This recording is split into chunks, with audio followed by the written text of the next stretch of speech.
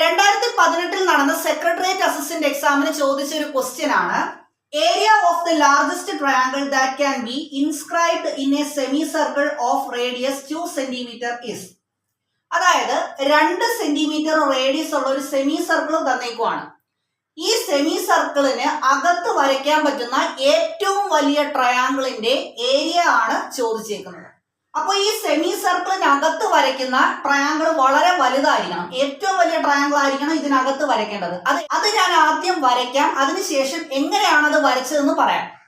നമുക്കറിയാം ഇത്രയും distance 2 centimetre ആണ്. അപ്പൊ ഇത്രയും ഡിസ്റ്റൻസും 2 സെന്റിമീറ്റർ ആയിരിക്കുമല്ലോ.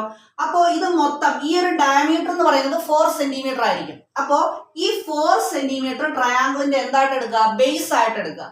ഇനി ഈ സെമി സർക്കിളിന്റെ ഏറ്റവും ടോപ്പിലെ പോയിന്റിനെ എടുക്കുവാണ്.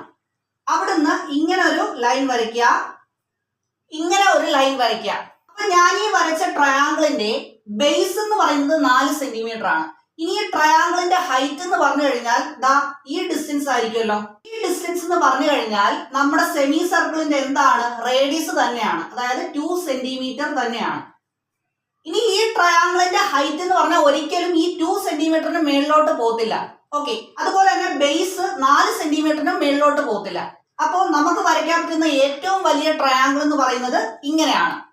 അപ്പൊ ഈ രീതിയിലാണ് നമ്മൾ സെമി സർക്കിളിനകത്ത് ഏറ്റവും വലിയ ട്രയാങ്കിൾ വരയ്ക്കുന്നത്. ഇനി ട്രയാങ്കിളിന്റെ ഏരിയ കണ്ടുപിടിക്കുന്നത് എങ്ങനെയാണ്? Half into base into height എന്നാണല്ലോ. അപ്പോൾ area of the triangle equal to half into base into height. അപ്പൊ ഇത് ഫുൾ ആണ് ബേസ് എന്ന് പറയുന്നത്. 2 + 2 എത്രയാണ്? 4. ഇനി ഹൈറ്റ് എന്ന് പറയുന്നത് ഇത്രയുമാണ്, 2 സെന്റിമീറ്റർ ഇൻറ്റു 2. അപ്പൊ 4 × 2 8. 8/2 4. അപ്പൊ നമ്മുടെ ആൻസർ 4 സെന്റിമീറ്റർ സ്ക്വയർ എന്ന് കിട്ടും. ഓപ്ഷൻ ബി ആണ് കറക്റ്റ് ആൻസർ.